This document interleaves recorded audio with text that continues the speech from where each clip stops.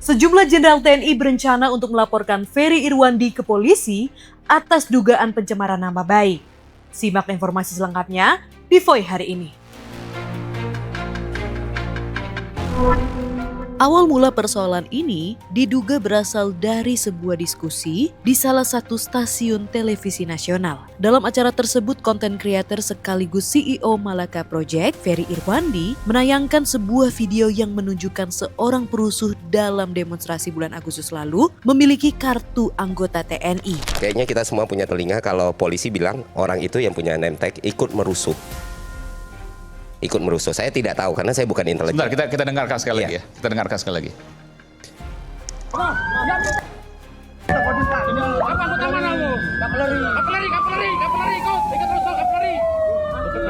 Ikut rusuh di Palembang. Yo, sampai 5 TNI ini kau.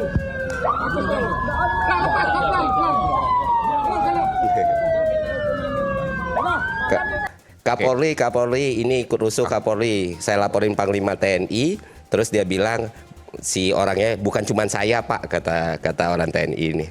Bukan cuma saya. Anyway, itu kan menjadi bukti. Saya nggak tahu protapnya apakah ikut rusuh juga termasuk bagian intelijen atau enggak. Meskipun ia tidak pernah menyatakan secara eksplisit bahwa TNI terlibat dalam kerusuhan, kalimat tersebut dianggap menimbulkan interpretasi yang dinilai menyudutkan institusi militer. Pada hari Senin 8 September, Komandan Satuan Cyber TNI, Brigjen Juwinta Ombo Sembiring bersama 3 jenderal lainnya mendatangi Polda Metro Jaya. Ketiganya adalah Danpuspom Maijen TNI Yusri Nuryanto, Kapuspen TNI Brigjen TNI Mar, Freddy Ardianza, dan Kababinkum TNI Laksda, Farid Ma'arif. Mereka mengklaim telah menemukan dugaan tindak pidana yang dilakukan Ferry berdasarkan hasil patroli cyber. Pada Selasa 9 September, Wadir Cyber Polda Metro Jaya, AKBP Fian Yunus, mengungkapkan adanya kendala hukum dalam rencana pelaporan ini. Fian menjelaskan bahwa berdasarkan putusan Mahkamah Konstitusi nomor 105/PUU strip 23/2024, institusi negara seperti TNI tidak bisa melaporkan kasus pencemaran nama baik. Putusan MK membatasi pelapor hanya pada individu perseorangan, bukan lembaga pemerintah. Langkah TNI ini pun menuai kritik keras dari koalisi masyarakat sipil yang terdiri dari berbagai lembaga seperti Amnesty International, Imparsial, Setara Institute, ICGR, Kontras, dan masih banyak lagi. Koalisi menilai tindakan TNI ini memperkuat gejala militerisasi di ruang cyber yang dinilai tidak sesuai dengan tugas pokok TNI sebagai penjaga pertahanan negara dari serangan luar. Koalisi berpendapat upaya kriminalisasi terhadap Ferry Irwandi justru menguatkan sinyal adanya usaha untuk menutupi fakta dan menghalangi penegakan hukum yang adil. Amnesty International mewakili koalisi masyarakat sipil meminta Komisi 1 DPR RI untuk mengklarifikasi kasus ini ke Panglima TNI agar tidak mengarah kepada penyimpangan lebih jauh dari fungsi utama atau fungsi konstitusional dari TNI. Merespon permintaan tersebut, sejumlah anggota DPR RI seperti TB Hasanuddin dan Okta Kumala Dewi mendesak Mabes TNI untuk menjelaskan secara terbuka tindakan apa yang dilakukan Ferry hingga dianggap melanggar hukum atau mengancam pertahanan cyber. Menteri Pertahanan sekaligus Menteri Koordinator Bidang Politik dan Keamanan atau Menko Polkam ad interim Syarif Samsudin menyerahkan tindak lanjut kasus ini sepenuhnya kepada Panglima TNI Agus Subianto. Saya serahkan kewenangan itu kepada Panglima TNI. Kita mempunyai serata-serata pendelegasian berwenang, yaitu operasional, silahkan ke Panglima TNI yang menangani operasional. Kalau yang berhubungan dengan kebijakan nasional boleh tanya sama saya, kata Syarif di kantor Kemenko Polkam Jakarta Pusat, Selasa 9 September. Kasus ini tidak hanya mempertanyakan peran TNI di ruang publik, tetapi juga menyoroti bagaimana hukum digunakan untuk merespon kritik. Terkait hal ini melalui akun media sosialnya, Ferry Irwandi menyatakan bahwa dirinya tidak pernah menghindar, bersembunyi, atau lari dari kasus ini.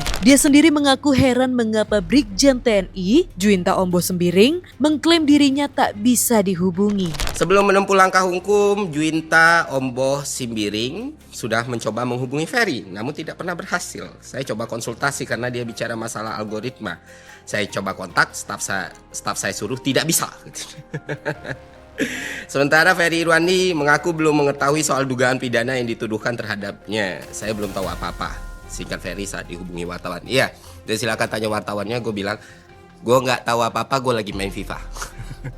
Dan tenang aja Pak Jenderal, saya tidak pernah lari, saya masih di Jakarta, saya tidak akan pergi ke Singapura, Cina, dan lain sebagainya Pak. Dan soal tidak bisa dihubungi, saya juga tidak mengerti. Semua wartawan bisa sangat mudah menghubungi saya walaupun nggak pernah minta nomor saya. Dan nomor saya juga udah tersebar di mana-mana. Dan saya harus konfirmasi, pesan atau apapun nggak pernah sampai ke saya. Jadi itu aja sih. Dan kalau misalnya tindakan ini dianggap bikin saya takut, khawatir, cemas, tidak Pak. Saya akan jalani, saya nggak akan play victim, rengek-rengek, tidak gitu. Kalau memang mau diproses hukum ya, ini kan negara hukum, kita jalani bersama gitu. Itu aja Pak Jenderal.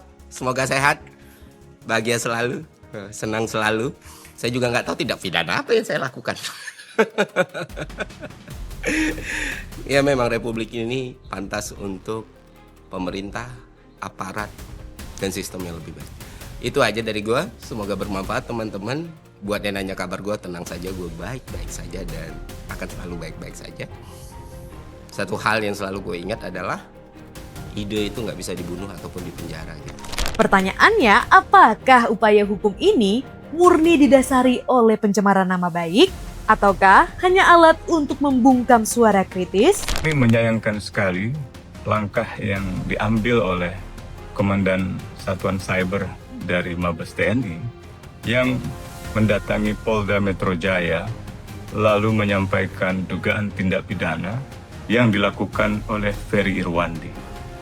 Saya kira tindakan itu adalah tindakan yang tidak sepatutnya dilakukan karena berada di luar tugas pokok dan fungsi dari TNI. TNI itu adalah alat negara untuk melaksanakan kebijakan di bidang pertahanan. Bukan urusan keamanan dalam negeri, bukan urusan tindak pidana seperti yang mau diarahkan pada Ferry Irwandi. Kalaupun kita mau berbicara tentang ancaman cyber, seperti yang dimaksud oleh Komandan Satgas Cyber Mabes TNI, maka ancaman cyber yang dimaksud adalah ancaman cyber pertahanan atau cyber defense, bukan ancaman cyber segala ancaman. Kalau begini caranya, ini namanya ancaman terhadap kebebasan berekspresi.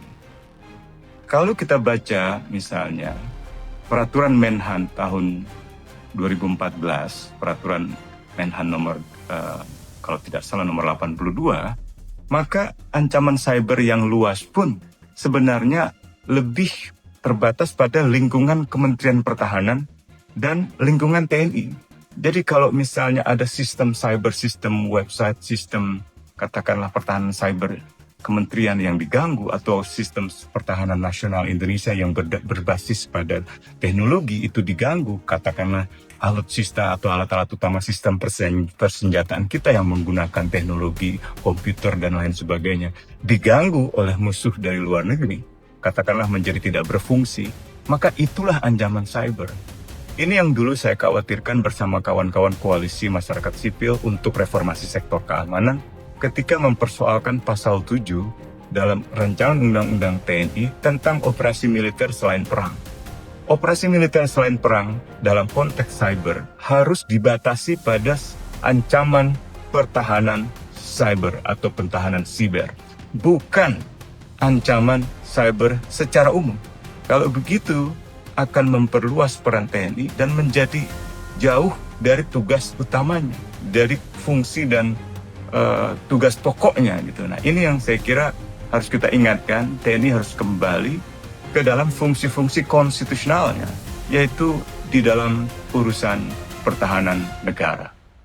Saya harus membela Ferry Irwandi, dan saya kira ia hanya mengambil peran untuk berpartisipasi sebagai warga, menyatakan pikiran dan pendapatnya yang dilindungi oleh konstitusi, atau mengungkapkan dugaan penyalahgunaan atau penyimpangan hukum di dalam negara kita sebagai bentuk kecintaan dia pada Indonesia. Jadi saya kira saya meminta agar pihak kepolisian daerah Metro Jaya tidak meneruskan laporan ini seolah-olah menjadi urusan pidana Dan itu akan menimbulkan kesan bahwa TNI mengambil langkah intervensi dalam proses hukum yang bukan merupakan wewenangnya, dalam hal ini di lingkungan kepolisian. Saya meminta Panglima dan juga Menhan untuk mengkoreksi. Kasus ini memicu perdebatan sengit tentang kebebasan berpendapat dan peran militer di ruang cyber. Peristiwa yang menimpa Ferry Irwandi kembali mengingatkan kita akan rapuhnya ruang demokrasi di Indonesia.